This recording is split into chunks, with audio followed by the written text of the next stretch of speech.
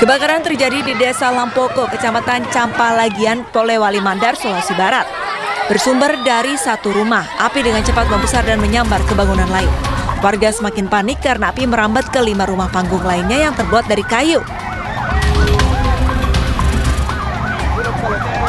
Korban yang rumahnya terbakar langsung dievakuasi oleh warga. Kebakaran bermula dari sebuah rumah kosong yang berada di tengah permukiman padat penduduk. Diduga kebakaran akibat adanya korsleting listrik lantaran kondisi rumah tengah ditinggal pemiliknya.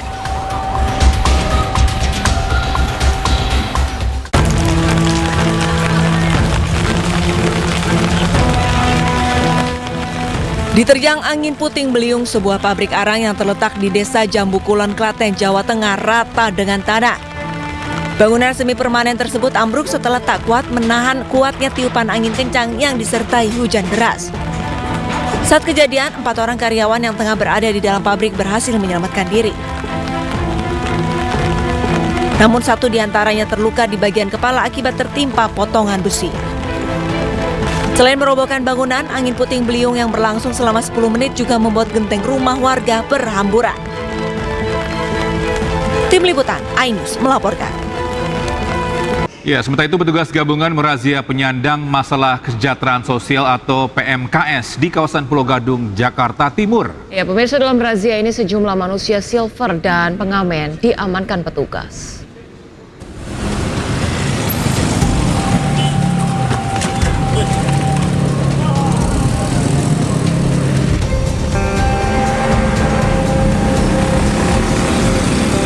Razia ini digelar sejumlah petugas gabungan dari Polsek dan Satpol PP Kecamatan Pulau Gadung bersama suku Dinas Sosial Jakarta Timur. Razia digelar di kawasan Pulau Gadung, Jakarta Timur. Para petugas menyisir sejumlah lokasi yang menjadi pangkalan para pengamen dan manusia silver. Seorang pengamen sempat memberontak dan kabur saat akan diamankan petugas. Ia berlari meninggalkan alat musik yang digunakan saat mengamen. Hasil 4 terjaring. Nah, ini tadi kita akan kirim langsung ke Panti Sosial Cipayung untuk mendapatkan pembinaan dan mungkin ada pelatihan, diberikan suatu keahlian, nanti diberikan keterampilan ya, supaya tidak mengemis lagi di lampu merah. Rencananya razia PMKS ini akan dilaksanakan rutin menjelang bulan Ramadan. Dari Jakarta, Rio Manik, iNews melaporkan.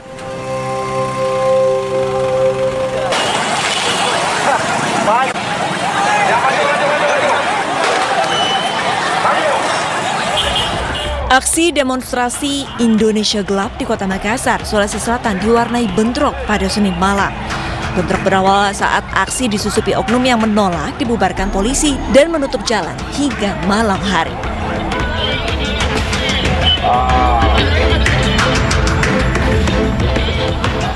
Sejumlah oknum yang menutup jalan juga melempari aparat menggunakan batu. Akhirnya petugas membubarkan aksi dengan menggunakan gas air mata. Pembubaran juga dibantu sejumlah warga yang kesal dengan penutupan jalan. 1 warga terluka dalam bentrokan ini akibat tertancap busur panah. Korban pun dilarikan ke rumah sakit untuk mendapatkan perawatan medis.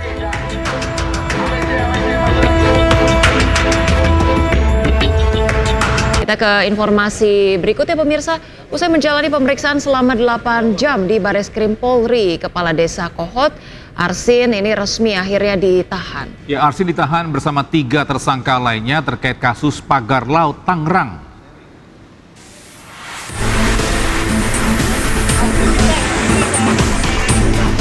Kepala Desa Kohot Arsin tersangka kasus pemalsuan dokumen sertifikat pagar laut Tangerang tiba di gedung Bareskrim Polri Jakarta Selatan pada Senin siang.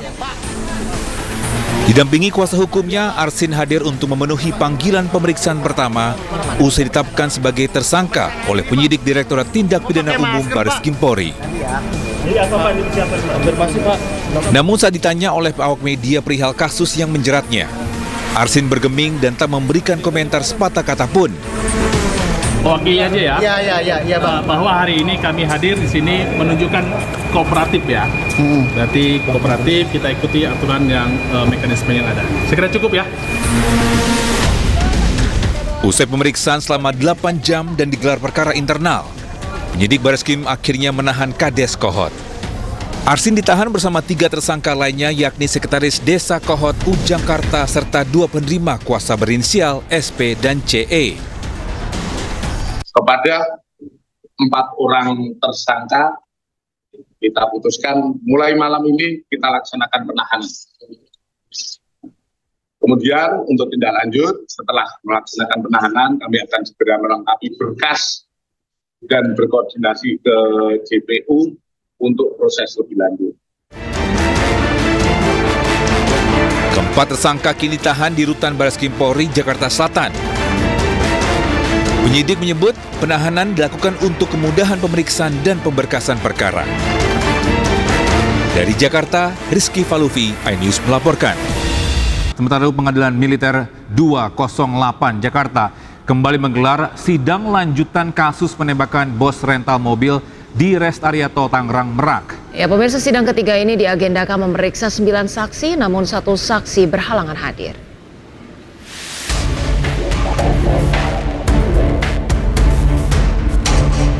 Sidang ketiga ini memeriksa 8 saksi, diantaranya dokter spesialis forensik, 3 anggota kepolisian Kasatreskrim Polresta Tangerang, 2 karyawan Indomaret, dan 2 satpam Rest Area kilometer 45. Dalam persidangan lanjutan ini terungkap bahwa saksi yang merupakan karyawan minimarket di lokasi kejadian sempat melihat korban yang merupakan bos rental masuk ke dalam toko setelah tertembak di bagian dada. Selain itu, saksi kepolisian yang dihadirkan oleh auditor, yaitu Kompol Arif Nazarudin Yusuf, menyebut bahwa pihaknya menemukan sebanyak 5 selongsong peluru di lokasi penembakan. Setelah dilakukan pemeriksaan tadi pagi, yaitu saksi 9, yaitu Dr. Betty Adayat, kemudian dilanjutkan pemeriksaan barang bukti berupa surat, yaitu visum, yang telah kita saksikan bersama-sama lagi, yaitu mengenai kematian korban. Kemudian sidang sampai hari ini saksi yang telah diperiksa adalah sebanyak 16 saksi. Rencananya sidang akan dilanjutkan Kamis 27 Februari 2025 dengan agenda pemeriksaan saksi tambahan oleh auditor militer serta saksi atas nama Ningsih yang berhalangan hadir pada sidang ketiga. Jika waktu mencukupi, maka pada sidang keempat juga akan dilaksanakan pemeriksaan terhadap 3 terdakwa. Tim Liputan iNews melaporkan. Ya, sementara itu Kejaksaan Agung menetapkan 7 orang tersangka dalam kasus dugaan korupsi tata kelola minyak mentah dan produk kilang dalam PT Pertamina Persero, Subholding, dan K3KS 2018-2023. Ya, pemirsa, penetapan tersangka dilakukan setelah penyidik Jampitsus memeriksa sedikitnya 96 saksi dan meminta keterangan 2 saksi ahli dalam perkara tersebut.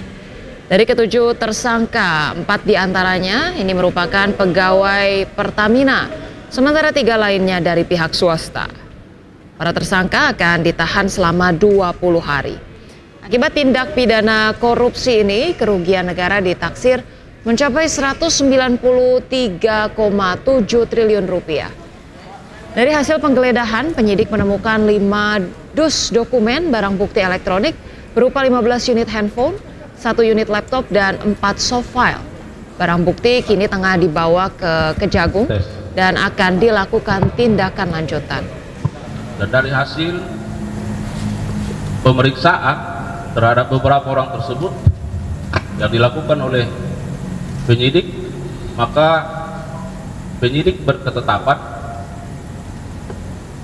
menetapkan 7 orang saksi menjadi tersangka.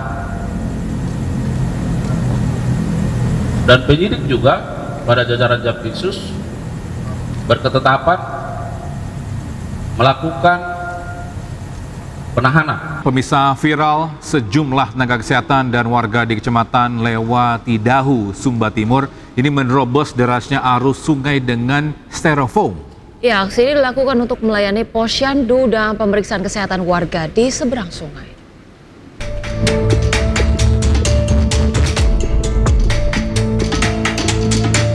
Viral di media sosial, sejumlah tenaga kesehatan dan warga berupaya menyeberangi sungai berarus deras di Desa Mundulambi, Kecamatan Lewatidahu, Sumba Timur, Nusa Tenggara Timur dengan styrofoam. Nakes perempuan duduk di atas rakit yang terbuat dari styrofoam bekas, yang kemudian ditarik oleh warga dan nakes pria. Para nakes berjuang menyeberangi sungai untuk melayani posyandu dan pemeriksaan kesehatan warga di seberang sungai. Kadang para nakes terpaksa menyeberangi sungai dengan basah-basahan dan memikul peralatan medis di atas kepala. Situasi ini sudah terjadi sejak tahun 2012 silam, ketika di wilayah Kecamatan Lewatidahu dibangun puskesmas. Saat musim kemarau bisa diseberangi dengan motor untuk langgar ke sebelah. Tetapi pada musim hujan kami, kalau air tidak terlalu dalam, kami bisa langgar dengan jalan kaki, air sebatas dada atau sebatas leher. Sedangkan kalau airnya terlalu dalam, kami minta bantuan kepada masyarakat, salah satunya dengan bantuan rakit. Warga dan petugas kesehatan menaruh harapan agar situasi ini bisa berubah menjadi lebih baik. Dari Sumba Timur NTT, Dion Umbu Analodu, iNews melaporkan.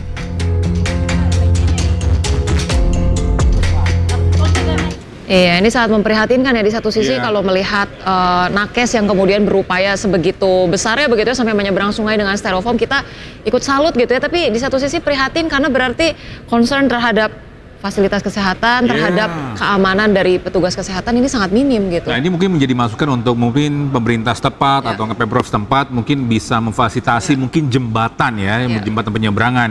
Karena kalau saya tadi ngeliat kayak gitu, serem juga ya Oce dan pemirsa ya. Karena kita nggak tahu arusnya ini akan deras atau tidak. Ya kalau memang arusnya tidak deras, itu pun juga alangkah baiknya mungkin mungkin dibikin mungkin jembatan atau enggak mungkin akses lain agar nakes ini bisa nyampe di rumah sakit atau klinik ini dengan sehat dan selamat ya. Betul, karena meresahkan sekali begitu ya, kan tenaga kesehatan ini garda terdepan pelindung warga ataupun masyarakat, tapi kemudian mereka sendiri tidak diberikan perlindungan yang memadai begitu ya. Pemirsa, hari kelima orientasi kepala daerah atau retret di Akmil, Magelang, Jawa Tengah dimulai dengan kegiatan olahraga pagi. Olahraga pagi dilaksanakan oleh seluruh kepala daerah terpilih sebelum menerima materi pembekalan. Bisa berdasarkan agenda hari ini, sesi pertama dimulai pukul 7.30 hingga 10.30 waktu Indonesia Barat dengan pemateri Menko PMK Pratikno dan Menteri Kesehatan Budi Gunadi Sadikin. Untuk sesi kedua dimulai pukul 10.30 dan dijadwalkan Caimin atau Muhaimin Iskandar akan memberikan pembekalan kepada semua kepala daerah. Sementara itu, sesi ketiga retret dimulai pada pukul 12.30 dengan pemateri Menteri Dalam Negeri Tito Karnavian. Hari ini sejumlah kepala daerah yang didukung oleh PDIP juga telah bergabung, di antaranya Pramono Anung, Gubernur Jakarta. Pules, semua kegiatan diikuti dengan baik. Seperti yang saya sampaikan berulang kali, bahwa pemerintah daerah itu salah satu tugas utamanya adalah mensukseskan apa yang menjadi misi visi dari pemerintah pusat, dalam hal ini adalah Presiden Prabowo. Maka saya betul-betul di dalam acara retreat ini saya selalu datang lebih awal, nggak pernah terlambat. Walaupun terlambat datangnya, tetapi saya memahami bahwa saya memerlukan juga refreshing, walaupun dulu acara-acara mohon maaf seperti ini kan saya semua yang nyiapin, sekarang menjadi bagian dari peserta. Bisa bagaimana retret kepala daerah di hari kelima, kita bergabung dengan rekan Irfan Herdiansyah yang akan melaporkan langsung dari Akademi Militer di Magelang, Jawa Tengah ya. Ya, baik, selamat pagi Irfan, apakah pembekalan materi hari ini telah berlangsung? Silakan dengan laporan Anda. Ya baik, terima kasih Ocha, Togi dan juga pemirsa. Dapat kami sampaikan bahwa untuk retreat di hari kelima, di mana untuk pembekalan retreat di hari kelima ini sudah berlangsung sejak pukul 7.30 waktu Indonesia bagian Barat. Dan sebelumnya ini para kepala daerah melakukan senam pagi dan juga apel, kemudian dilanjutkan dengan pembekalan, dan tadi sekitar pukul 7.30 para kepala daerah ini memasuki ruangan Sudirman untuk mengikuti pembekalan yang disampaikan oleh beberapa menteri. Di antaranya untuk di Asta Cita keempat ini meliputi memperkuat pembangunan SDM, kemudian sains dan teknologi, kemudian pendidikan, kesehatan, prestasi olahraga, kesetaraan gender, kemudian penguatan perempuan, pemuda, dan penyandang disabilitas. Di mana ini menteri-menteri yang mengisi pembekalan yang memang dilakukan pada pukul 7.30 hingga pukul 12.30 ini meliputi ada beberapa menteri, di mana Menteri Pratikno, kemudian juga ini ada Menteri Kesehatan, yang ketiga Menteri PPA, kemudian ada Menteri Pertanian, Menteri Pendidikan Dasar dan Menengah, dan yang terakhir Menteri Komunikasi dan Digital. Dan nantinya ini dilanjutkan dengan Isoma yang dilakukan pada pukul 12.30 hingga 13.30. Kemudian dilanjutkan dengan Asta Cita kelima yang meliputi melanjutkan hilirisasi dan industrialisasi untuk meningkatkan nilai tambah di dalam negeri. Dan untuk di Asta Cita kelima ini yang melakukan pembekalan kepada kepala daerah meliputi mulai dari Menko Pangan, yang kedua Menteri Investasi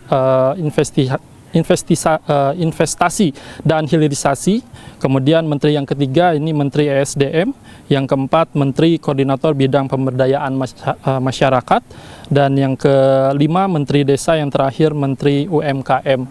Dan tentunya ini pembekalan masih terus akan dilakukan hingga pukul 21.00, di mana untuk pembekalan yang berikutnya ini akan dilakukan mulai pukul 19.15 hingga 21.15 yang meliputi memperkuat pencegahan dan pemberantasan korupsi serta narkoba. Di mana untuk pematerinya sendiri ini ada Komisi Pemberantasan Korupsi, dan yang kedua Jaksa Agung, kemudian yang ketiga Kepala Kepolisian Republik Indonesia, dan yang terakhir Kepala BPKP. Dan tentunya untuk jika kami dapat gambarkan kepada Anda, Togi, dan juga Ocha, untuk situasi terkini memang kepala daerah ini sedang berantusias mengikuti pembekalan yang memang disampaikan oleh beberapa menteri pada hari ini. Sementara demikian, Ocha dan juga Togi. Baik, terima kasih Irfan Hardiansyah melaporkan langsung dari Akmil, Magelang, Jawa Tengah. Selamat bertugas kembali. Ya, pemirsa, kita ke informasi terkait setelah sempat menunda, kepala daerah dari PDI Perjuangan menghadiri retret di Akmil, Magelang. Ya, kader PDIP Masinton Pasaribu menyebut tak masalah dengan kehadiran 90% sebagai syarat lulusan retret kepala daerah.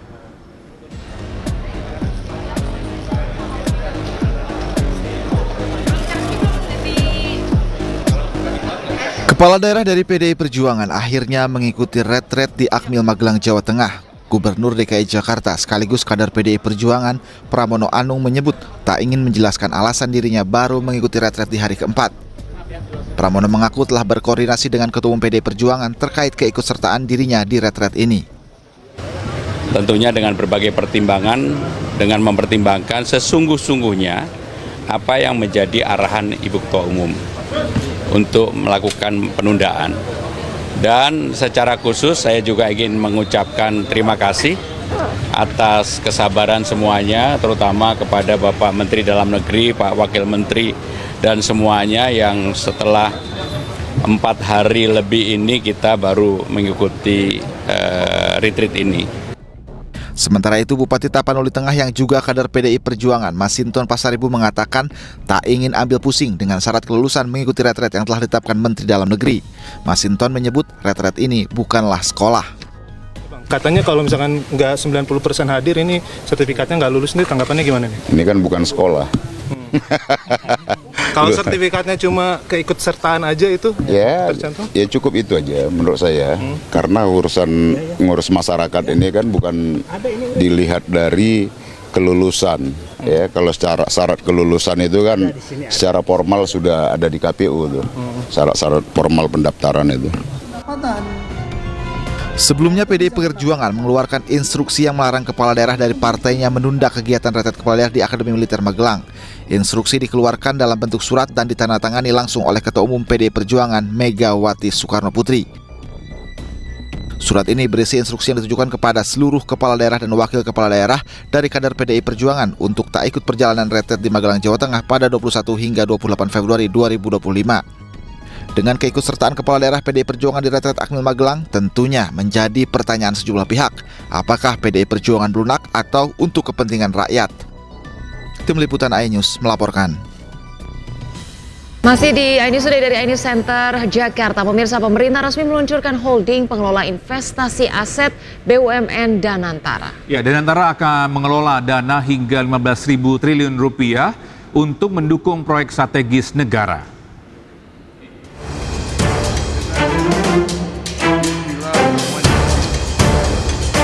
Presiden Prabowo Subianto secara resmi meluncurkan Badan Pengelola Investasi Daya Anagata Nusantara BPI Danantara yang akan mengelola aset perusahaan BUMN. Peluncuran Danantara menandakan era baru dalam pengelolaan investasi negara.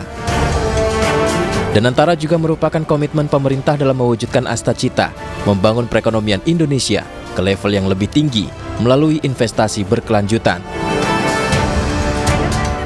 Saya memahami bahwa banyak pertanyaan tentang Danantara Indonesia. Mungkin ada yang ragu-ragu apakah ini bisa berhasil atau tidak. Hal ini adalah wajar karena inisiatif ini belum pernah ada sebelumnya.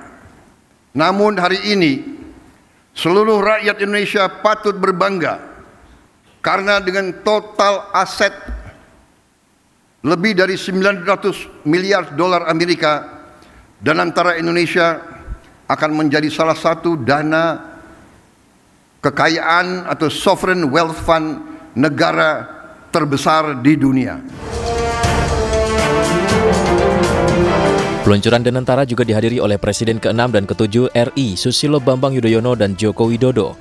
Kehadiran mereka tak lepas dari rencana Prabowo yang ingin melibatkan mantan presiden dan wakil presiden untuk mengawasi kinerja Danantara.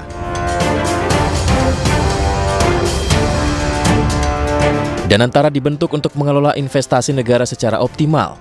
Danantara juga diharapkan bisa menarik investasi asing dan domestik.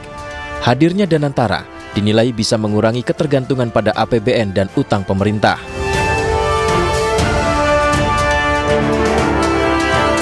Modal awal Danantara mencapai 9.504 triliun rupiah. Nantinya Danantara akan mengelola aset hingga 15.000 triliun rupiah lebih dan akan membiayai proyek-proyek strategis negara. Dari Jakarta, Tim Liputan iNews melaporkan.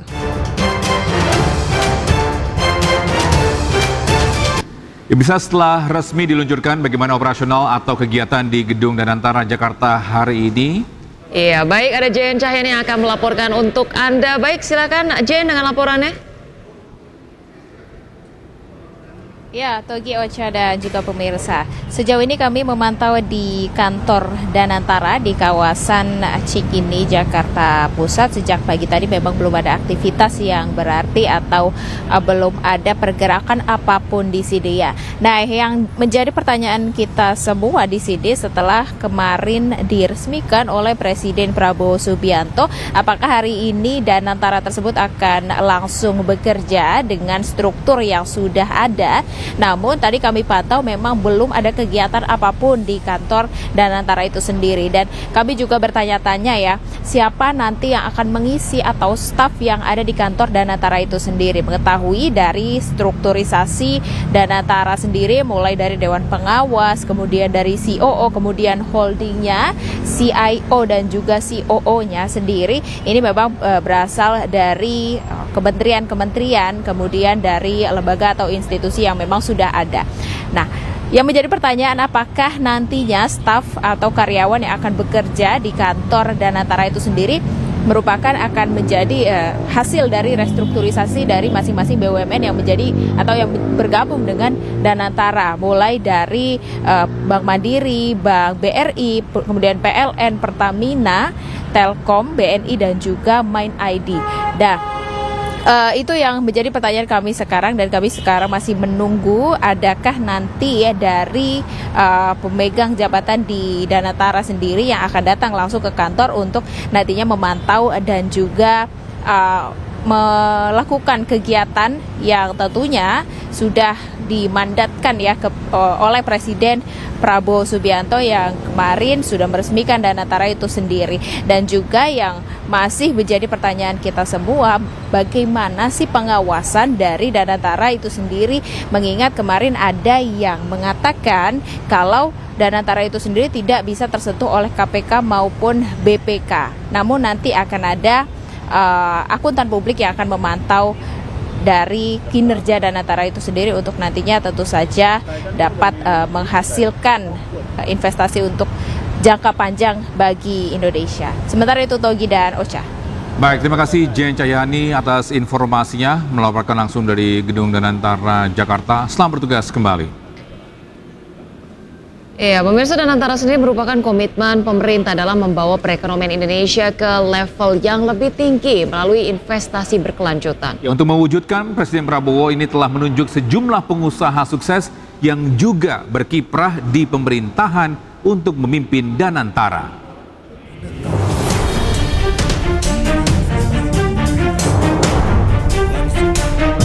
Presiden Prabowo telah menunjuk sejumlah pengusaha yang juga berkiprah di pemerintahan untuk memimpin Danantara.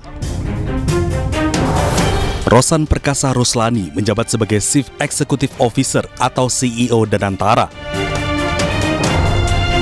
Doni Oskaria menjabat sebagai Chief Operating Officer atau COO. Sementara Pandu Patria Syahir menjabat sebagai Chief Information Officer atau CIO Danantara.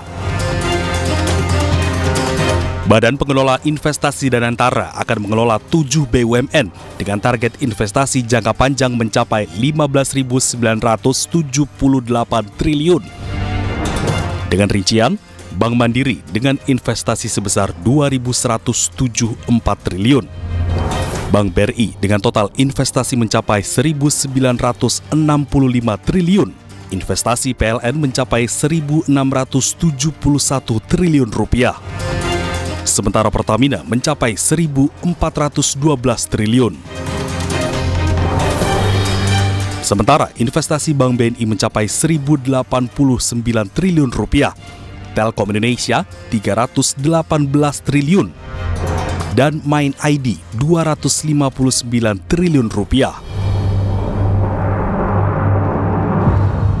Ya, selain itu mantan Perdana Menteri Inggris Tony Blair ini menjadi salah satu Dewan Pengawas Danantara. Ya, hal ini dikonfirmasi langsung oleh CEO Danantara, Rosan Ruslani.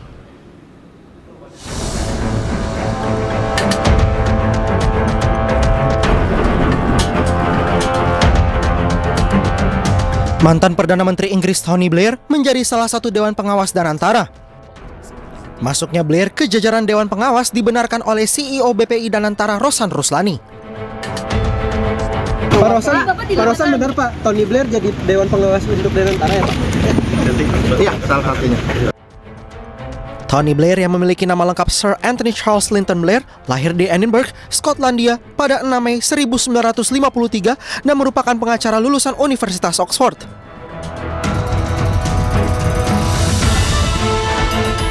Blair pernah menjadi Dewan Penasehat Ibu Kota Nusantara pada tahun 2022. Lalu mundur 6 tahun ke belakang, Blair mendirikan organisasi non-profit Tony Blair Institute for Global Change. Sejak remaja, Blair sudah menyelami dunia politik. Ia menjadi pemimpin Partai Buruh pada Juli 1994 dengan meraup dukungan 57 suara. Blair bahkan menjadi Perdana Menteri termuda dalam sejarah Inggris karena terpilih pada tahun 1997.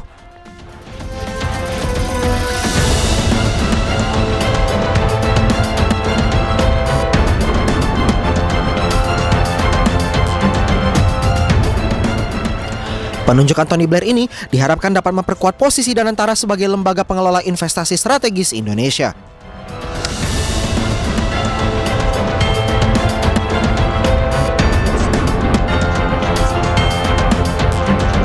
Pemirsa, usai diberhentikan dari profesinya sebagai guru, vokalis band Sukatani mendapat banyak dukungan. Iya, pemirsa, salah satunya dari Bupati Purbalingga yang menawarkan sang vokalis untuk mengabdi di pemerintahan.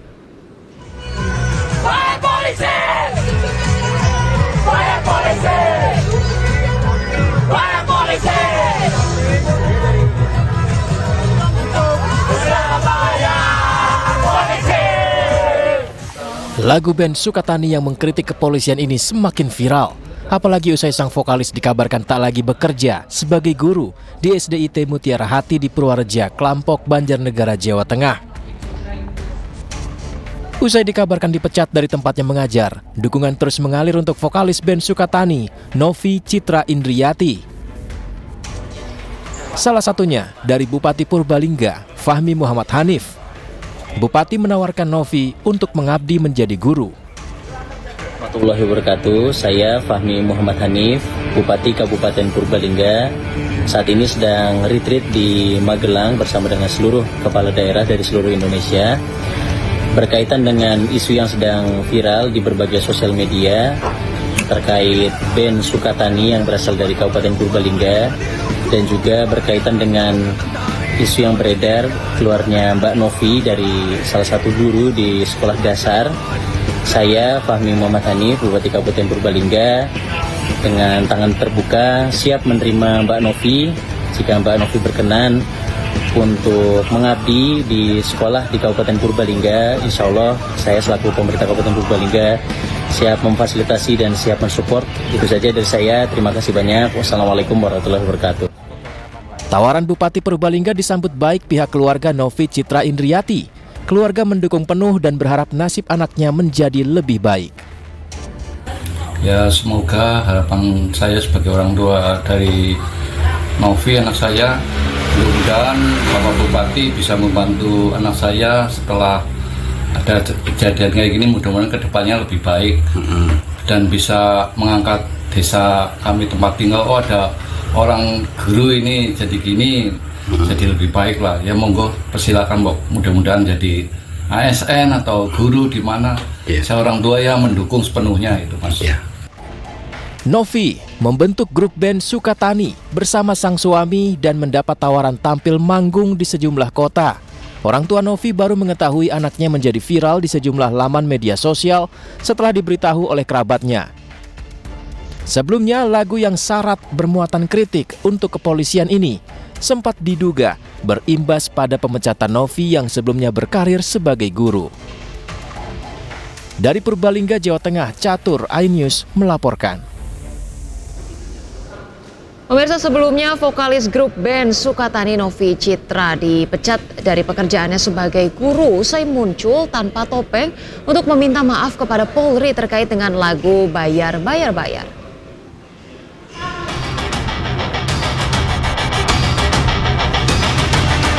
Sukatani band asal Purbalingga menarik lagu Bayar Bayar Bayar di sebuah platform pemutar musik. Usai videonya viral dan meminta maaf kepada institusi Polri.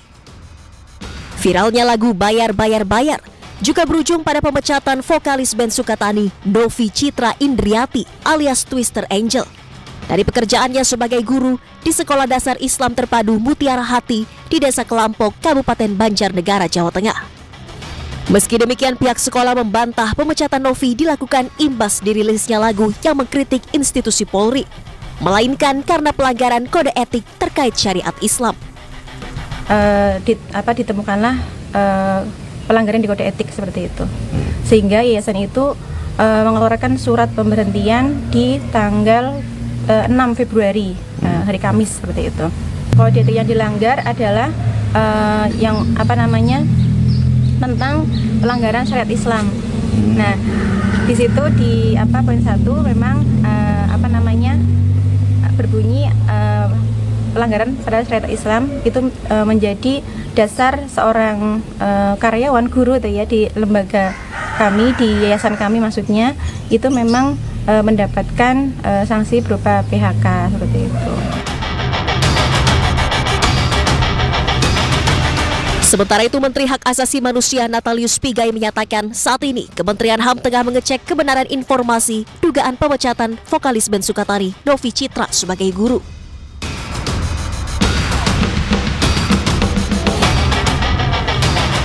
Pigai menegaskan jika benar Novi dipecat karena menjadi vokalis band Sukatani, dirinya akan menolak pemecatan tersebut guna memastikan perlindungan dan penghormatan HAM bagi Novi.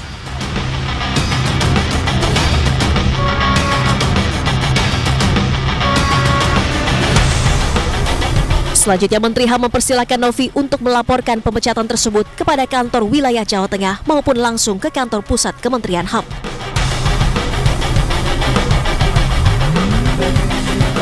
Vokalis grup band Sukatani Novi Citra Indriati tercatat sebagai guru sekolah dasar Islam Terpadu Mutiara Hati di Desa Kelampok, Kecamatan Purwareja, Kelampok, Kabupaten Banjarnegara, Jawa Tengah.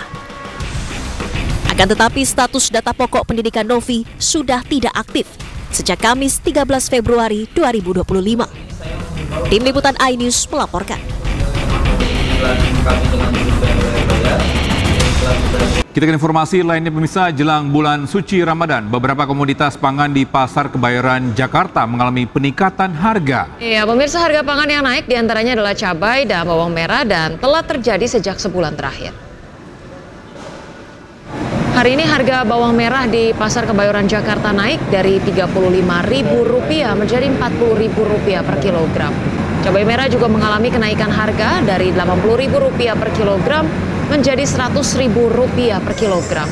Namun beberapa komoditas pangan mengalami harga yang stabil hingga penurunan harga, seperti tomat yang hari ini menjadi Rp15.000 dari Rp20.000 per kilogram.